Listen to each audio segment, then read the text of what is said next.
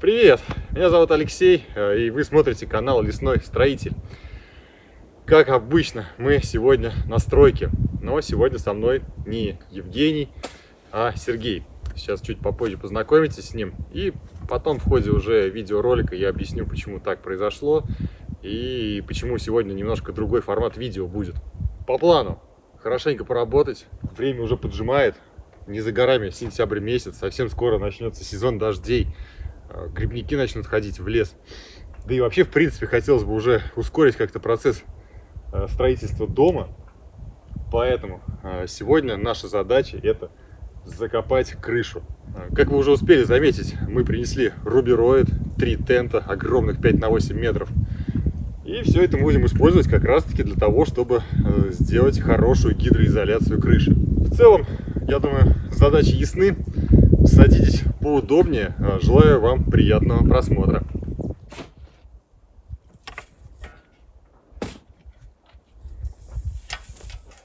Серег, ну ты что, остановись. Зритель хочет с тобой познакомиться. Всем привет! Друзья, меня зовут Сергей. Если кто-то из вас не помнит, я приходил в гости зимой к Алексею в его первую землянку. Ну а сегодня так сложилось, что он позвал меня помогать на новой стройке. Я с энтузиазмом согласился. Ну вот работаем. В итоге, какие у нас работы уже проделаны? То есть, смотрите, вход мы выкопали огромный, да, то есть весь песок, сюда выбрали его и начали засыпать эту стену. Подготовили, принесли тенты, понятное дело, рубероиды, два рулона рубероида. Уже и здесь немножко крышу прикопали. То есть это первый слой. Сейчас мы здесь все это дело слегка обкапываем. Серега тут закончит, доделает работу. И мы накрываем крышу тентами, полностью закрываем слоем рубероида, чуть-чуть песка, потом еще слой тента, и потом уже засыпаем окончательно. Предварительно только еще сюда нужно будет прибить 2 бревна. Для того, чтобы потом в дальнейшем у нас был вход как-то организован. И, как вы уже понимаете, вход у нас тоже будет под землей. Он будет полностью закрыт и полностью будет отсекать весь холодный воздух зимой. Будет дверь, то есть будет дверь в тамбур, дверь сюда в первое помещение, да, на лестницу, и еще дверь в основное помещение будет. То есть этот отсек будет закрывать приток холодного воздуха в помещение. Завтра еще, наверное, окно принесем, и, может быть, даже завтра его установим. По-любому не поделили бабло, или Леха решил просто кинуть Женька, да? Наверняка кто-то сейчас из хейтеров думает именно об этом. Почему нету Женьки, да? Потому что по семейным обстоятельствам у меня сейчас пока не будет возможности сюда приезжать с ночевой. А все почему? Потому что я отвожу с утра старшего своего сына в садик, и вот в этом промежутке, пока он в садике, у меня есть прогал по времени, и я могу здесь что-то делать и работать. А в 7 часов максимум вечера, да, не позднее, мне нужно его забрать из садика. Просто ему не с кем будет сидеть дома. Сколько это продлится, повторюсь-таки, я не знаю. А заезжать за Женьком мне вообще не с руки. Он в Тольятти живет, а я-то самарский. Серега тоже самарский, но он из соседнего двора, грубо говоря. Да какой, из соседнего дома даже. Поэтому временная замена у нас такая происходит. Будем приезжать сюда наездами днем работать. Потому что, повторюсь-таки, время уже горит. Уже надо заканчивать, по крайней мере, наружные работы.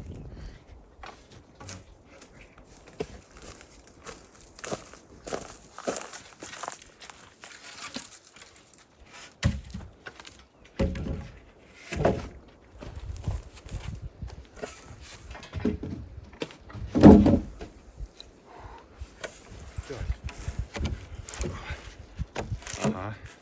Так, теперь надо подкопать.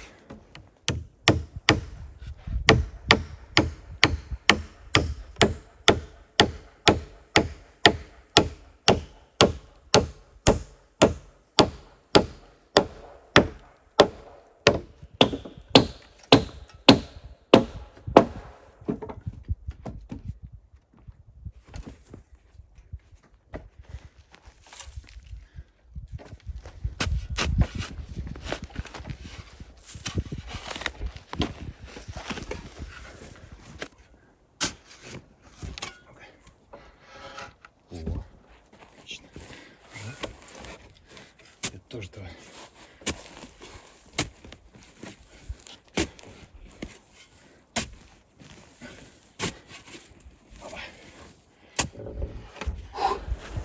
Отлично. Вход у нас уже немножко здесь вырисовывается. И как раз здесь вниз пойдут ступеньки потом. Ниже, ниже, ниже. И все это дело будет закрываться крышкой, дверью, может быть, да, то есть откидной.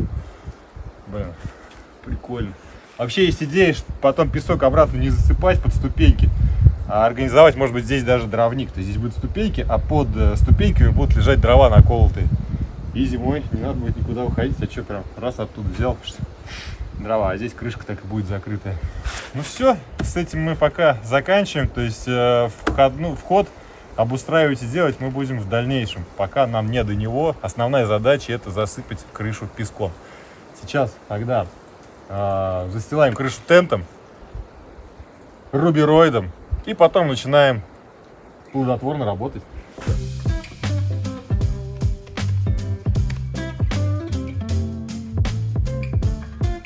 Строительство дома в лесу – это постоянные затраты, и по моим подсчетам в данный момент расходы составили уже порядка 100 тысяч рублей. Как же можно заработать деньги? А вот заработать реальные деньги можно, торгуя на бирже. В целом это достаточно просто. Выбираете актив, например акцию, и открываете сделку на рост или понижение цены. И в случае успеха наслаждаетесь прибылью. Совершаются подобные сделки только через брокера. При этом выбор брокера – ключевой момент. Ведь именно брокер станет вашим главным партнером на финансовых рынках. Поэтому сегодня я хочу рассказать о топовом международном онлайн-брокере, который называется Amarkets и работает уже более 16 лет. У Amarkets есть множество отраслевых наград, но главное преимущество Amarkets – это широкий выбор торговых инструментов, свыше 500 наименований, топовые криптовалюты, торговля долларами и евро без комиссий, инвестирование в акции без ограничений и многое другое. Сотни инструментов, низкие комиссии, ежедневные сигналы от профессиональных трейдеров, которые позволят заработать уже в первый день. Кстати, для начала можно потренироваться на демо-счете. Это симулятор трейдинга, на котором вы используете виртуальные, а не реальные деньги. Пока разбираетесь, что к чему. Тем более, Amarkets предлагает для клиентов выгодную акцию. Успешно поторговав на демо-счете, вы можете перевести заработанную прибыль на реальный торговый счет. Подробности по ссылке в описании. Или, если вы смотрите меня на большом экране, по QR-коду. Сканируйте его, сохраняйте в закладках, а мы продолжаем.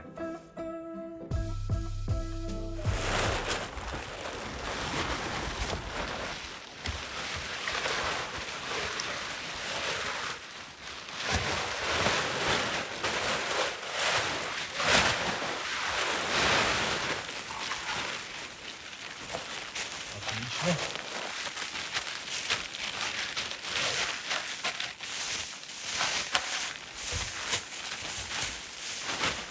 Тенечек.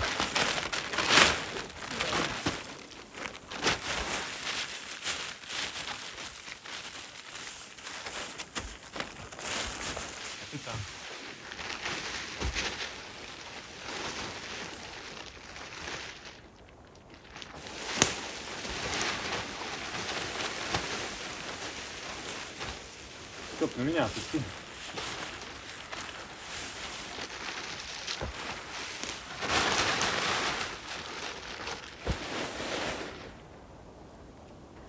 Теперь насыпем немножко песка тонким слоем и уже потом поверх него застелим рубероид нахлестом внахлест. Все, погнали. Погнали.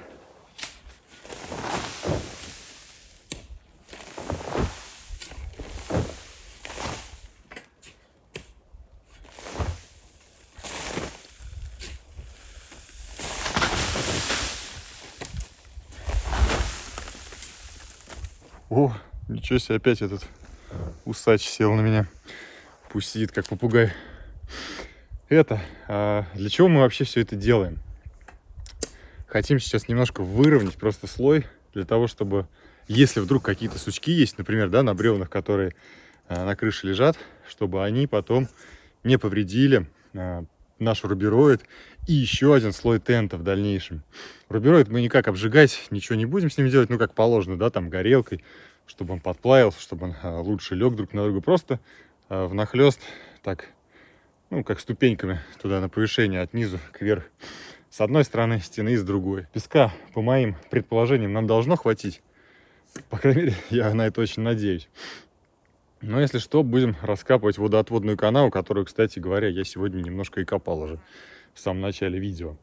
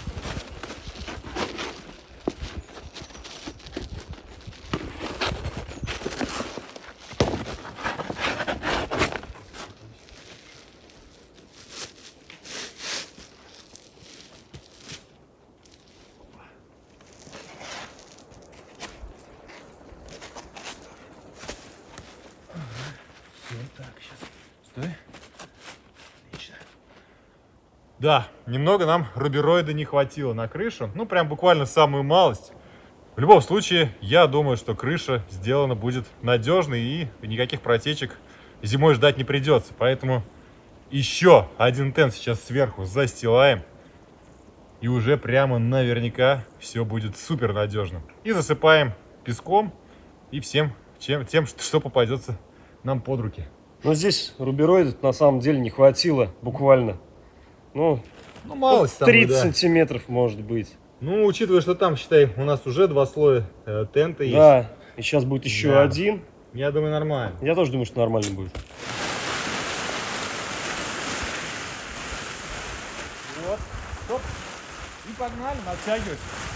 Только не задевай руку, опусти правую. Все.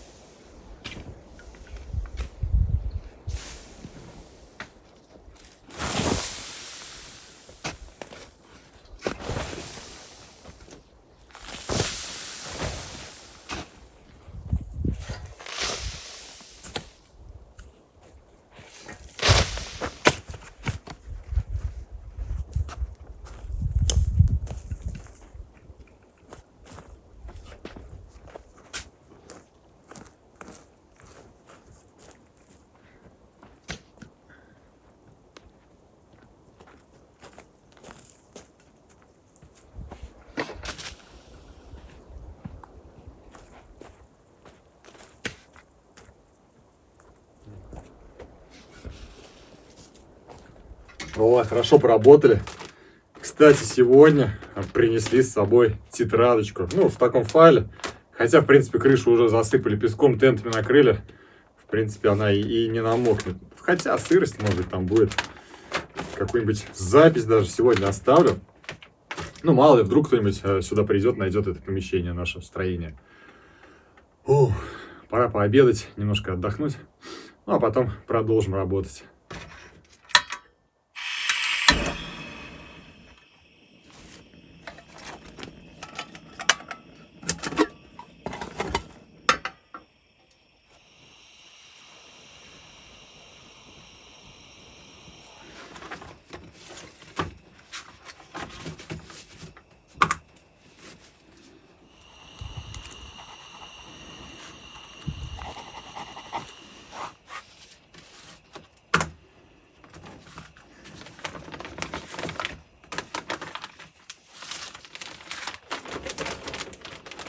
Первая запись сделана. Теперь, если вдруг кто-то найдет это место, посетит, то я надеюсь, что он оставит о себе информацию.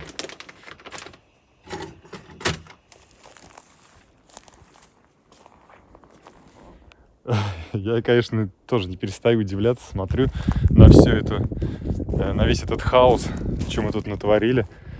Какой тут нахрен просто огромный дом. Это что-то невероятное. Неужели мы это сделали вообще? То есть мы, когда в конце мая, по-моему, начали работу по строительству, ну, где-то в середине. Сейчас начало августа, и уже мы выходим на финишный этап работы. То есть теперь следующим этапом будет, ну, естественно, будем закапывать потихоньку, накидывать песочек там, засыпать будем иголками, которые здесь лежат, всякими шишками, травой, там, ветками, не знаю, просто вот накидывать на крышу будем. И постепенно она сольется с общей картинкой леса. То есть это уже теперь процесс такой долгий, постепенный, по чуть-чуть мы доделаем. Первостепенная задача теперь сделать лицевую сторону дома, поставить окно, все там доделать, прибить 6 бревен, по-моему, там осталось, или сколько, я не помню уже. После чего, после того, как установим окно, заниматься уже благоустройством внутри самого домика. И это по плану теперь уже будет пол. То есть как закончатся все вот эти наружные работы, сделаем полы внутри дома, и уже после того, как сделаем полы, будем заниматься входом. Кстати, насчет окна. Окно я сделал сам в гараже из обычного бруса и оргстекла. Может быть, оно не совсем идеальное, тем не менее, зато такой эконом-вариант. Посмотрите потом. Мы его, в принципе, завтра сюда и принесем. Потому что сегодня мы здесь, к сожалению, не остаемся. А сейчас обедаем, искупаемся и уезжаем. А завтра опять в промежутке между тем временем, когда я отведу ребенка в сад и заберу его, вот в этом промежутке опять будем здесь работать. Ну, пока вот такой вот, к сожалению, график. Но в любом случае останавливаться нельзя. Нужно двигаться вперед и идти дальше и уже заканчивать все это дело. Вот. Женьке очень не хватало сегодня, конечно. Ну да, он машина прям такой, энерджайзер. Да. Дорогие друзья, дело в том, что я тоже с Евгением знаком. Мы даже ходили с ним в походы несколько раз. Поэтому я знаю, о чем говорю, и знаю, как этот человек умеет работать. Вот. Сегодня его не хватало, но вот обстоятельства так сложились, что мы сегодня вдвоем.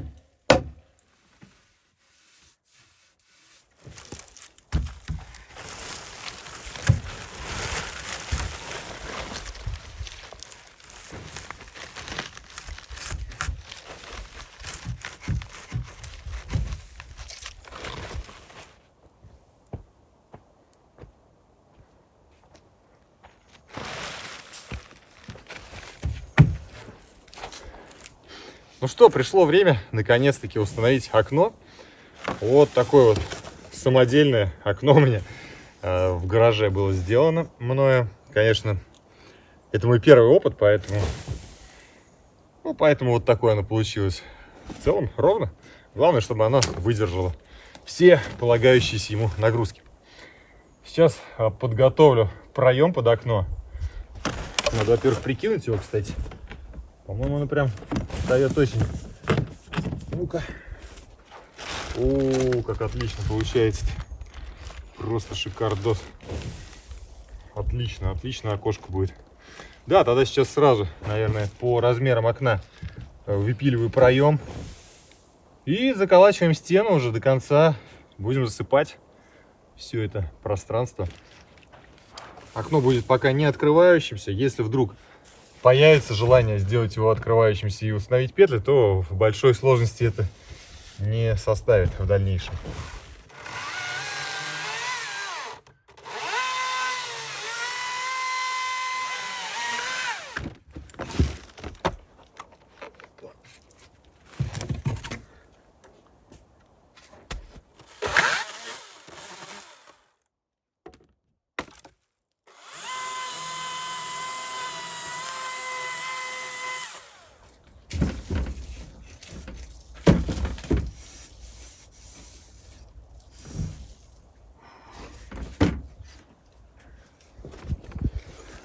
Сейчас еще, наверное, сделаю я пропил. Потом в дальнейшем все равно буду досками обшивать это. Сейчас, на данный момент задача вырезать отверстие, выпилить под окно, просто его наживить. Ведь мы же сюда еще будем потом доски заносить, правильно? И их будет не очень удобно заносить через тот проход, как-то разворачиваться внутри здесь. Те же самые столбы мешаться будут. Поэтому окно прибивать намертво и не нужно. То есть задача на сегодня просто подготовить, наживить. И потом, если вдруг понадобилось, раз его быстренько снял, что-то сюда в тяжелое или длинное, длинномерное занес. И будет намного приятнее это делать. Тогда делаю подоконник и заканчиваю эту стену, добивая бревнами до конца. Ну а Серега пока он крышу закапывает. Ну так уже прям результат хорошо виден.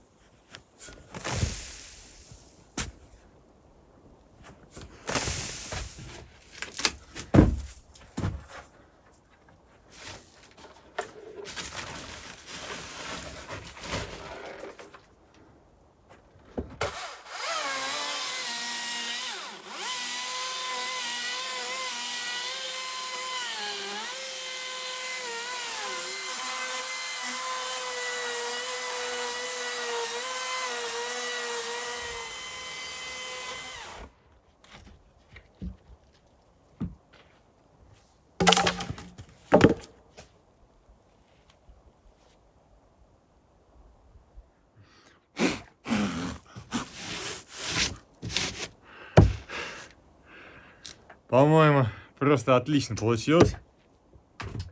Многие зададут вопрос: у тебя же есть бензопила, почему ты пилишь здесь аккумуляторный, зачем ты ее таскаешь? Отчасти кто-то из вас будет прав, но я не соглашусь с ними. Короче, прикол в том, что я в своей еще, по-моему, первой землянке, помню, бензопилой пилил что-то внутри дома. Ну, надышался я тогда прилично. И, можно сказать, даже чуть не угорел. То есть мне прям поплохело. Поэтому зачем рисковать? Лучше взять с собой аккумуляторную и не дышать. То есть одно дело, когда ты работаешь на открытом воздухе, а другое дело, когда в закрытом пространстве, в закрытом помещении. То есть тут уже в помещении особого притока воздуха-то большого и нет.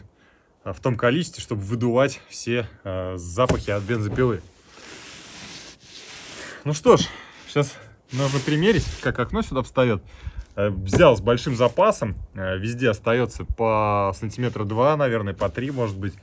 Потому что потом все равно буду здесь обшивать еще аккуратненько досочками, делать такую раму.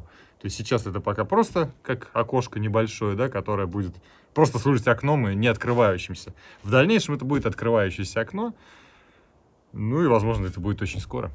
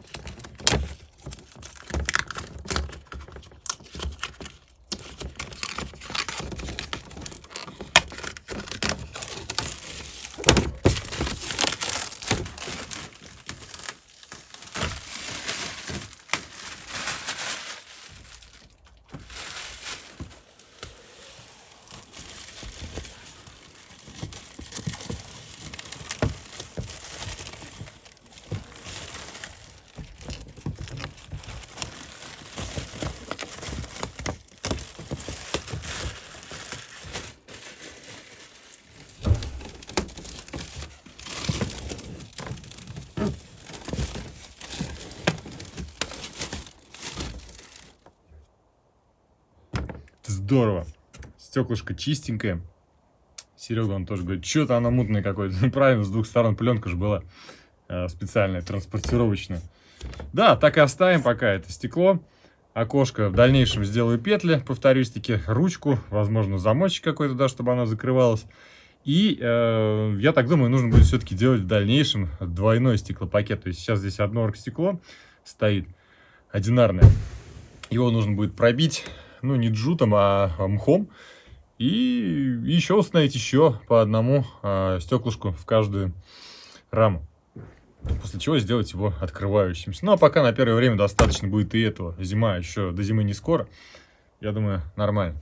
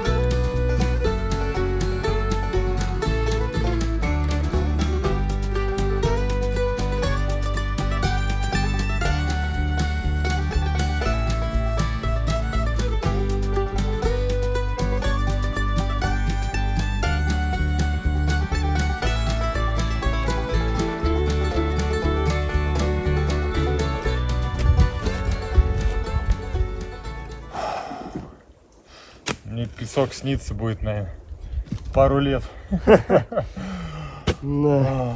Сколько вы перелопатили. Ну ты уже, в принципе, вот 4-5 дней уже, наверное, успел вкусить, да? Да. Весь аромат лесной работы с песком, блин. Да. Ну, блин, я не знаю. Ну, как минимум КамАЗ, а то и 2, наверное. Да, тут, наверное, 2 было КамАЗа Ну, песка. около 2, да, потому что, ну, очень много. И не хватит ведь еще. Да, самое обидное, что реально песка не хватит. То есть придется все-таки на водоотводный канал, это понятное дело, там доделать. Придется еще где-то раскапывать кучу песка. Ну, я вижу, кое-где здесь такие горочки, да, вот их будем срывать и на тачке уже сюда подкатывать и раскидывать все. То есть это такое дело долгое, я так думаю, до снега так и будем это делать постоянно. Ну, пришли, полчаса песок, там, грунт побросали вокруг везде и занимаемся там своими делами. Наверное, так будет оптимальнее всего, чтобы и не в напряг, и в то же время, чтобы работа продвигалась. Канализационную трубу нарастили, не стали даже показывать это, снимать. Ну, что, как бы уже видели, что у нас канализация здесь будет, сливная труба. То есть просто ее удлинили. Теперь она не 2 метра, а 4 метра.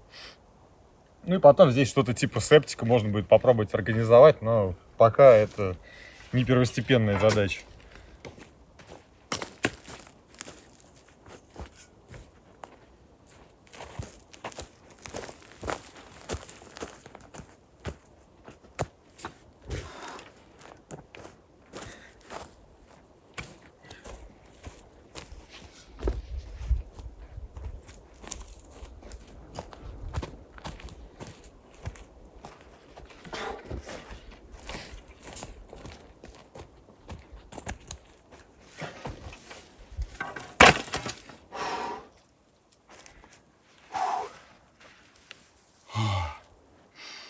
на сегодня хватит, я так думаю. Хорошо поработали. Засыпали 2 угла, 2 стены. Ну, короче говоря, 2 угла дома, да. Внутри, кстати, уже довольно-таки прохладно по сравнению с улицей. Если сегодня на улице плюс 30 градусов, то внутри, я думаю, где-то 22, может быть, 25. Ну, ощутимо есть разница в температуре. Серега здесь на крышу еще закидал нормально песка. Его можно было бы разровнять, но я думаю, ничего не надо делать. Дождем все само разровняется, и песок займет свое место. По сути, я так думаю, да, мы каждый раз, приезжая сюда, будем час-полтора тратить на то, чтобы песком засыпать наш дом. Ну, как ни крути, все равно он погружается, уходит под землю. Это не может не радовать. И я думаю, мы к осени готовы. Уже даже если дожди сейчас начнутся, уже там тепло. Дождей нет, ветра нет. Помещение готово к тому, чтобы заниматься чистовой отделкой. И, наверное, в следующий раз мы этим и займемся. Не буду раскрывать всех секретов, но я так думаю, серия будет просто офигенной следующая. Она по-любому зайдет многим из вас. Поэтому не пропустите. Трудовой выпуск у нас в этот раз получился. Есть у меня такое впечатление, что мы начинаем выходить уже постепенно на финишную прямую в плане именно черновой отделки. Работы, конечно, еще много, но она постепенно сокращается и сокращается с каждым разом. Это действительно качественный такой рывок нам удалось сделать. Наконец-то мы теперь готовы к осени. Дожди нам не страшны, холода, в принципе, я думаю, тоже. Это был канал Лесной Строитель. Меня зовут Алексей. Спасибо, что посмотрели нас. Пишите комментарии под видео, ставьте лайки. Приходите еще на канал, подписывайтесь на него, если вы вдруг не подписаны. На этом все. До скорой встречи. Пока всем.